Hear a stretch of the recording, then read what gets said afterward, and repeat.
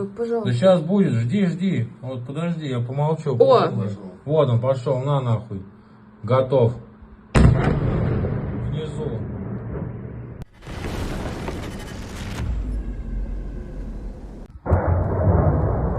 Ukraine continues its efforts to degrade Russia's military logistics and fuel supply infrastructure, targeting facilities used to support ongoing aggression against Ukrainian territory. Overnight on October 26th, Ukrainian drones were directed at multiple locations across the Russian Federation, including the Bryansk and Tula regions, both of which play a role in supplying Russia's forces. Russian authorities claim to have intercepted dozens of drones over Bryansk and Tula, although local reports indicated that air defense activity caused concern among residents in several districts of Tula around 4 a.m. Information regarding the extent of damage to military-linked infrastructure remains unclear due to Russia's restrictions on public reporting. Additional drones reached or were intercepted over Krasnodar Krai, Ryazan Oblast, Rostov Oblast, the Moscow region, Kursk, and Lipetsk. Russian officials reported drone activity over the Black Sea and the Sea of Azov as well, signaling that Ukraine's unmanned systems are increasingly penetrating deep into Russia's rear areas. Ukraine's campaign seeks to reduce Russia's ability to launch missile and drone strikes, which continue to target Ukrainian cities and energy facilities. Kyiv's leadership views long-range drone operations as a legitimate response to ongoing Russian attacks and a necessary measure to disrupt the occupiers' war machine. These operations underscore Ukraine's resolve to impose costs on Russia for its continued invasion, reassure its partners of its strategic initiative, and bring the war closer to the sources of Russian military power. Сейчас будет, жди. Вот подожди, я помолчу. О! Вот он пошел, на нахуй. Готов. Внизу. Прям внизу ебанул. On the battlefields, Russian losses are mounting. Operators of Ukraine's Heart border drone unit destroyed 2 Russian tanks, a vehicle, an antenna, and an EW system on the southern Slobozhansky front. Operators from Ukraine's Heart border drone unit continue to play a crucial role in countering Russian forces along the southern Slobozhanska axis, where the front remains highly contested. This area features a network of Russian defensive lines supported by armored assets and electronic warfare systems designed to disrupt Ukrainian reconnaissance. Despite these obstacles, Ukrainian drone teams are maintaining tactical superiority by leveraging precision FPV strikes and coordinated surveillance to identify and eliminate high-value targets. Recent operations have degraded Russia's combat capabilities in this sector and forced its troops to redeploy equipment farther from the line of contact. The ongoing success of units like Heart highlights Ukraine's growing proficiency in drone warfare and its ability to undermine Russian attempts to regain momentum in the south. It worked for Arnold Schwarzenegger in Predator. Mud season has arrived for Russians. The time between now and a hard freeze will be challenging. Images of dead Russian soldiers don't work. Neither do appeals to human rights, etc. What shocks Russians the most is a sense that the state isn't in control, writes Peter Pomerantsev and Sviatoslav Hnizdovsky. These also provide moments for the West to deepen those shocks. Such existing weaknesses offer tremendous potential leverage, especially if Russia's foes take advantage of moments of exogenous shock in order to undermine the Kremlin's sense of control over the country. Take, for example, the Ukrainian incursion into Kursk. The Russian regime was stunned. The military and propaganda systems were in paralysis.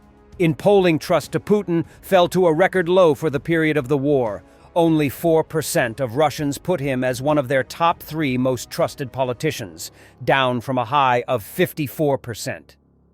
That should have been the moment to increase pressure from many vectors, imposing secondary sanctions on Chinese banks, blockading the Russian oil fleet and placing sanctions on ports where Russian oil is delivered, and facilitating information campaigns to undermine the Kremlin's confidence in keeping people's attitudes and behaviors under control. A Kremlin threatened on multiple fronts will take the risks of the war more seriously and perhaps be deterred from future aggression. Up until now, the West has tended to let Russia recover after every shock and then responded in its own good time. At the root of this method appears to have been a fear of escalation, which has been shown over and over as a total misunderstanding of how to restrain Russia.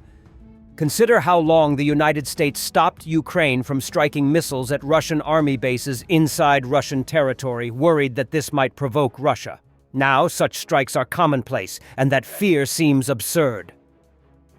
Despite Western sanctions, Russia's exports rose 18% in 2024 to $330 billion. China remains Russia's top trading partner, importing $130 billion in goods, mainly oil, gas, and coal. India is now second, having surged past others as a key buyer of cheap Russian crude. Israel, Turkey, Egypt, Brazil, and Hungary also expanded imports, with the EU still Russia's #3 regional partner. Russia's defense industry is showing signs of exhaustion, despite the rapid expansion that followed the country's full-scale invasion of Ukraine. According to the Moscow Times, in September 2025, output in the category that includes tanks and other armored vehicles grew by just 6% year-on-year, a sharp slowdown from the 61.2% surge recorded in August. The production of finished metal products, which grew by 26.4% in 2023 and 31.6% in 2024, and was still showing a plus 21.2% increase in August, unexpectedly turned negative in September, down 1.6% year-on-year, the outlet reports. Compared to August, output dropped by 20%. Production of metalworking products, a key component of the military industry, also declined by 6%. It is also reported that after trillions of rubles in injections into the sector, Russia is finding it increasingly difficult to sustain the pace of defense production. Among the main reasons are a shortage of skilled labor, sanctions restricting the import of technology and components, and the forced simplification of products to achieve higher output volumes. Overall, Russia's manufacturing sector is also showing signs of decline. 18 out of 24 industries, accounting for about 80% of total industrial production, are currently in recession. Russia's industrial sector, which accounts for about 30% of the country's GDP, has effectively come to a halt. In September, growth was recorded at just plus 0.3% year-on-year, compared with plus 5.6% a year earlier. Civilian industries are also steadily contracting. By September 2025, output had fallen by 1.1%. The manufacturing industry, the largest sector of Russia's economy, saw its slowest growth since early 2023 last month, Denis Popov, chief analyst at Pantsir-S, stated. Thus, the entire defense industry no longer allows Russia to effectively sustain its war machine. An equally significant factor is the strikes on oil refining and chemical infrastructure, which have triggered a chain of economic consequences. In July 2025, it was reported that Belarus was accelerating the development of electronics and component production used in Russian cruise missiles and drones. Following Russia's full-scale invasion, demand for Belarusian defense technologies surged sharply amid the international sanctions imposed on Russia. Thanks for watching, and don't forget to subscribe.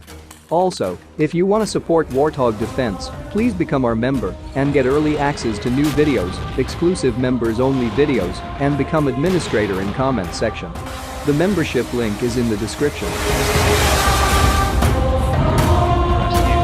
Every day. We had a guy last week, it's 6 rescues in 6 days. You know, he's doing the job every day.